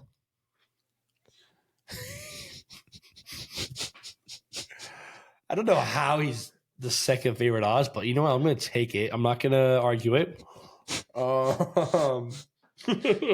Suggs is on this list towards the bottom. Go Jalen. Yep. But yeah, so that. I think there's a lot of time left, but right. Rudy Gobert is just always I know he's easy choice. Always fucking doing that shit. He's great. Yeah. I have not paid. I know I hear a lot. I have a couple friends that are T-Wolves fans, so I might hear from them later. Shout out to Nick Hendricks, who's a huge Naz Reid fan. Big Joey. Yeah, he's a huge Naz Reid fan. T-Wolves, obviously, I would not be surprised if if Rudy Gobert got it because, like I said, they're the number one defensive ranked team right now, I think. Yep. Or they're up there. Yep. So, wouldn't be surprised. But I'll take Chet at number 2. Yeah, I know, it's pretty crazy that even Looking at Chet on the floor, yeah, he actually looks great. Yeah. I feel like there's a lot of blocks that are not counted. Maybe just because they're passing or something like that. But like he's making a presence out there. Yeah. So last award of the night, most improved player. Matt, you had J-Dub. I had Cade. Looking at it right now, would you still have J-Dub as your most improved player? just off a bias standpoint, I mean, he's been really improved. I can tell you that much. Yeah. But I feel like I can't put a pin on who comes to my mind. Jalen Brunson, maybe. Jalen Brunson looked like a baller this year. Yeah. He kind of popped out at the end of the season, though, so it's kind of expected. Spider's the same. I don't think any of them. Tyrese Maxey, maybe. So Maxey's currently the favorite odds right now. I would take Maxey. Yeah, it's Maxey. So I had Cade Cunningham, and I just want to go take a look at his stats really quick. I mean, Cade Cunningham's not bad. They just have really, really, really shitty team. He's averaging 22, shooting 45% from the field, 34 from 3, 7 assists, 4 boards. Mm-hmm. And I think you're right. He's just probably not even looked at because he's playing on the Pistons. So he's not going to get that. So Maxey's the favorite, and then it goes Sengun. Oh yeah, I'd put him up there. Scotty B, Kobe White, Halliburton, Jalen Johnson, who I want to talk about a little bit more, and then J-Dub. I'm glad J-Dub is up there. Actually, I didn't. Yeah. Especially talking about lately, like J-Dub's in the last 11, 12 games, he's averaging over 20 points. He's gotten a couple double-doubles, and he's you said he's 5th in the league in 3-point percentage right now, too? Yep. So, he's balling. Yep. Even when Shea's doing it all, J-Dub's right there with him. Those two are the most reliable things in my pocket right now when it comes to the Thunder, if I see them down anyway. So yeah. And I just want to talk a little bit more about Jalen Johnson of the Atlanta Hawks. Go. Send it. This dude has been playing lights out, crazy basketball for the Atlanta Hawks this year. He's starting. This Hawks kind of suck right now too, though. Right. Yeah. I know they need to pick it up. But I've seen some crazy stat lines from him. I mean, compared to what he was doing last year, he's improved his scoring by at least 10 right now. He's averaging 15, 8, and 4 with a couple blocks and a steal. Yeah. He has really stepped it up for the Hawks. Obviously, the Hawks need to kind of figure it out. There's a lot of rumors right now with DeJounte possibly being on the market. And he responded by having back-to-back game winners these past 2 nights. Yeah. But I've been really impressed with Jalen Johnson. Looking at this list as well, you got Scotty B. We've talked about Scotty B. Now he's going to even have more. Deservedly so. Yeah, he's going to have more opportunity. Sengun, I mean, I've been impressed with Sengun since last year. Yeah. He's been a really good center for Houston. Kobe White has really taken over this year. Halliburton, obviously we know. But, I mean, going back to this young core of OKC, man, J-Dub really has been having a great year over in OKC. I love getting a text every week from our boy Cy. Yep. It's like J-Dub. That's Dude, it. I mean, that's it. And I just look. I'm like, you already know. Baller. Like, absolute. J-Dub's been hooping. Yeah. Yeah, he's great. Yeah. Very happy with him. Yeah. But I could see every single ever guy above him that could go. Crazy to think that we're already. I'm saying it again, but I can't believe we're halfway through the season. I can't believe we're doing these mid-season check-ins right now. I know. It's crazy. So we'll definitely do another check-in on our end of the year awards before we get into that time of the year. Moving on to another segment here. Yesterday, Thursday, January 18th, was the third and final return of fan votes. Next Thursday will be the starters released for the All-Stars. Matt, let's take a look at these. Let's take a look at these voting. Let's take a look at the West first. Let's look at the front court. Sabonis has cracked the top 10. Finally, my goodness. About time. I know. Put some respect on his name. we got LeBron, Jokic, KD, AD, Kawhi, Sengun, PG, Wemby, Chet, Sabonis. What do you think of these 10 up here? Is anyone missing? For front court in the East or West? Yep. Nothing on the top of my head. You think of anybody that I can't think of? KD's in there. Honestly, Rudy. I'm trying to look at the teams right now and see like who Rudy or Cat. Well, at least one of them. With the way they've been playing, they're the best team in the West. I think that's a little unfair to say that neither of them are in there. Is PG up there? Yeah, PG and Kawhi are up there. Because no Zion. I'm not gonna go to the guards yet, but front court, I think you can't not say that the T-Wolves are the number one defensive team in the league right now and not mention either one of their big men. I think it'd be Cat, if anything. Cat. Because of his offensive stats. Cat's offensive ability. I mean, there's games where Gobert will put up, 8. Yeah. He gets 15 boards and 3 blocks, but then you have Cat who's getting like 26, 12 and 5 and a couple steals and a block or whatever it is. So Cat would be the one that should be up there on that front court. If Cat anything, looking at this top 10, or looking at the rankings, seeing Minnesota at 1. I'd put Cat over Sengun, Victor, and Chet. Oh no. I would. But I wouldn't put him over Sabonis. I think Sabonis needs to be. I think Sabonis needs to be 4th. I think he's better than Anthony Davis this year. Better than Kawhi Leonard. He's better than. He's a triple double machine. It still bothers me. Triple double machine. I guess Paul George is small forward. I get that, but that he's in the front court, not the back court. Yeah, I still think he's a backcourt guy. But well, let's go on to the backcourt. Go ahead. Yeah. So, we have Luka, who we both agree is rightfully so. He's getting some popularity. Yep. Steph is there. SGA, Harden, Kyrie, Ant, De'Aaron Fox. Whoa. Number 8, Ja Morant. Even before this guy was out for the season, he played 9 games? Yeah. He's 8th in All-Star voting.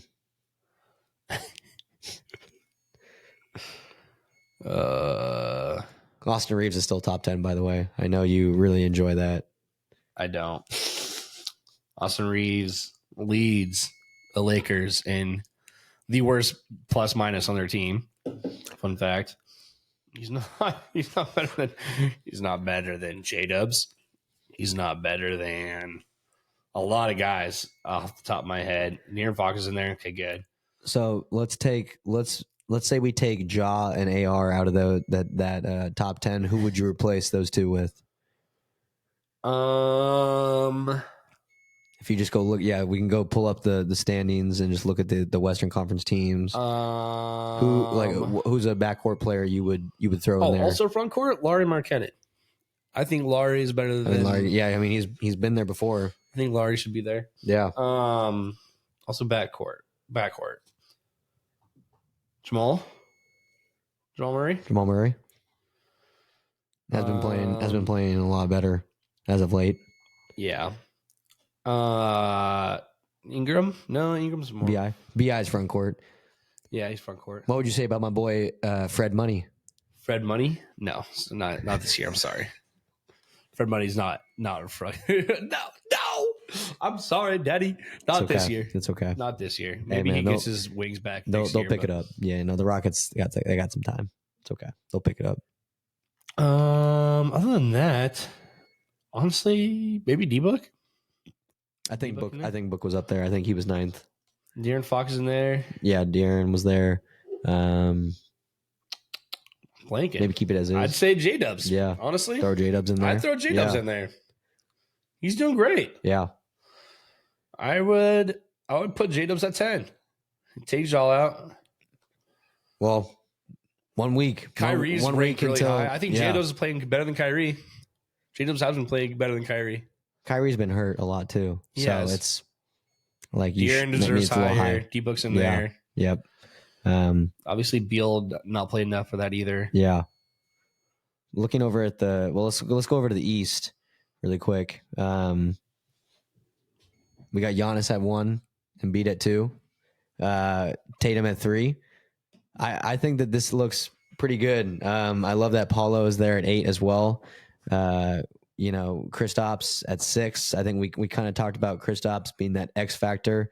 But it's funny to see that we have Tatum, Brown, and Kristaps in the top 6 for voting. I obviously think Tatum always deserves that. There's always that talk with Jaylen Brown about not having a left hand, but he's been playing really well this year.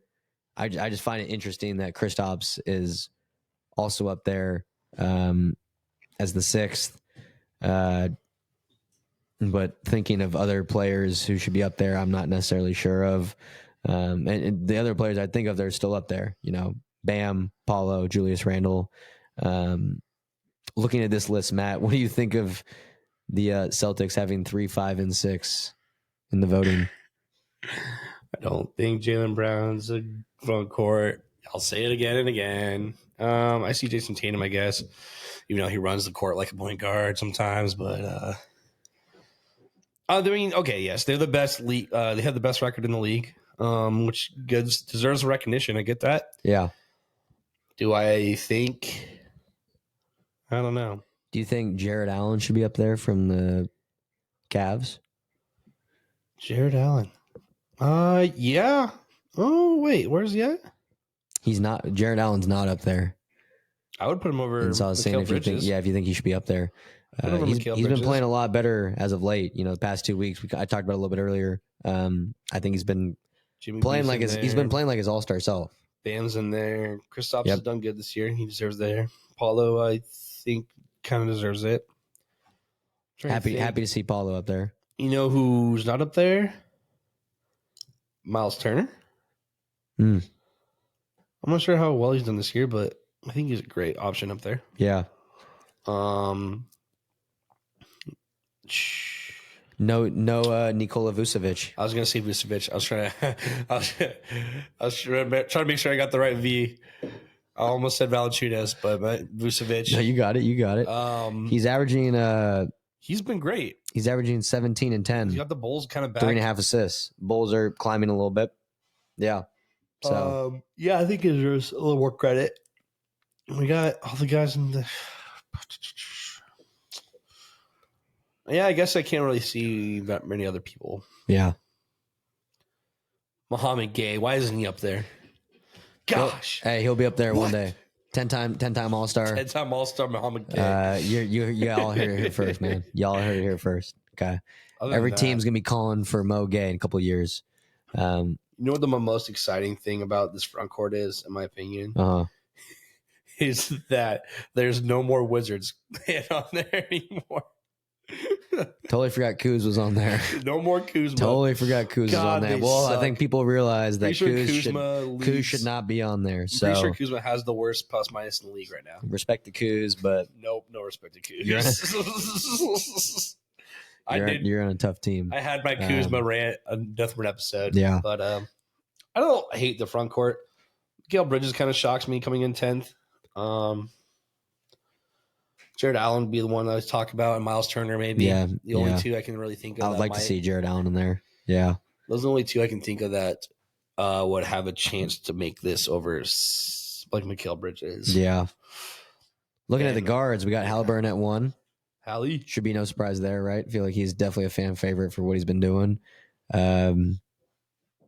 Trey, Dame, Donovan, Maxey, Brunson, Derek White still up there. Derek White, yeah. LaMelo, Drew Holiday. So the whole starting 5 is still there for Boston. Yeah. And DeMar DeRozan. Oh wow. He just snuck in. He wasn't in there before, was he? I don't think he was. I don't think he was. What are your thoughts? What are your thoughts on these 10? Is anyone missing? Off my dome, I don't know why LaMelo's in there. Maybe do we maybe throw DeJounte Murray in there? DeJounte. Where you got his counterpart. Trey's up there. Trey's Yep. second. That's actually crazy. Yeah. Dame's a little high. Maxi being I think Dame's a little bit high with Maxi being fifth and Donovan being fourth. Jalen deserves it. I would shit on Derek White, but he's doing a lot better than I thought. Actually, He's been playing better. Been a as of lot late. better than I thought. Yeah. I don't think Drew Holiday should be in there still. He's great. He's great fifth option. Mhm. I understand that. He's definitely helping them win games, but I don't think he's better than. Let's go back to the standings. Let me go through here. Who would you throw in? We got teams? them. We got Maxi. We got Brunson. Tyler Hero. I was about to say, would you throw Tyler Hero in there? I know he's not played. He was kind of unhealthy at the very beginning, but he's been still balling ever since he got back. I put Tyler Hero in there. So that'd be 3 Miami Heat for them. Magic. Hero's averaging 22.5 right now, shooting 40 from 3. Yeah, I would Six put Hero in boards, there. 6 boards, 4 assists. I put Hero over Drew Holiday. Yeah. Hallie's ready for the Pacers. Yeah, Drew Holiday right now is averaging 13, 6 boards, 4.5 assists. Well, I don't honestly. I would say Kate Cunningham, but it's kind of really it's the odds are not in his favor, which it sucks. But no, they're not. I want to put Scotty. Scotty technically front court would be Scotty B. Yeah, would be front court. Okay, so not Scotty, but I don't know. I think that's not horrible. Otherwise, I just swap Drew Holiday out for like Tyler Hero probably. Crazy to think that next week the rosters or the starters are going to be released. Yeah, I'm excited to go back to this classic East versus West. Same. Yeah, exactly. It's going to be. That's how it should always be. Yeah, it's the traditional. Wonder what the jerseys are going to look like this year. Oh yeah, yeah. Red versus blue. I'm guessing again. Probably. Maybe. Oh, in some sort of fashion. But yeah. We'll definitely cook up some special podcast for All-Star Weekend. Yeah. Yeah. We will. We might have a guest or so. Yeah. We've had a lot of people ask to be guests. I know. We gotta start. We will start getting all the guests going. Be patient. Trent keeps on bugging me. He wants to be on here really bad. Yeah. We'll get him going. We got people. Yeah. Last topic I just want to kind of quickly talk about tonight. Just watching all this ball recently, something I've noticed. Just seeing players who have really elevated their game this year. You look at guys like Paulo, Brunson, Ant, Halliburton. And then I think about all those guys. They all played for Team USA FIBA last year. Yeah. I think the impact of playing for Team USA basketball is just not being talked about enough. I think a couple different things. I think, being able to learn from multiple different coaches that are not even your own coaches. So you're starting to learn different perspectives, being able to take that all in. They're great coaches, being able to get their insight, I think is a great opportunity, which 11 players were on that roster last year. So 11 players were able to get that experience, being able to play overseas. We've saw watching FIBA last year, watching the Team USA, how good teams are overseas. But that's also because our FIBA team was not what it probably should have been. You know who is underappreciated? Yeah. Was FIBA Team Canada, who got third. They had some good players. That was a good team. Yeah. Just saying. And look at how RJ's playing right now. RJ's killing it. Look how SGA is playing right now. They had Jamal Murray on that team. I mean, look how Lou Dort's playing right now. Lou Dort. Yeah. SGA. So that even brings another example. Not even playing for Team USA, but playing international, FIBA, Olympics. Serbians are starting to take over the NBA. I think being able to have that international experience just brings so much to your game. You just learn so much more. Oh, hold on. I got to call you out. That was the funniest text I received earlier this week. You're like, who the hell is number 26? Number 29? 29. Who the hell is number 29 out there? I was like, bro, you don't know the myth, the man, the legend? I don't even know how to say his name, Vasilije Micic. Vasilije Micic. Dude, I was watching that game, and I had no idea who that was. I literally said it out loud. I was like, "Who the yeah?" Hey, but it seems like he's been hooping though for you guys. I like him. It seems like he's been hooping for you guys. So I mean, hey, you know what? I like him better than when Cameron Payne was our backup point guard. I like him better than Cameron Payne.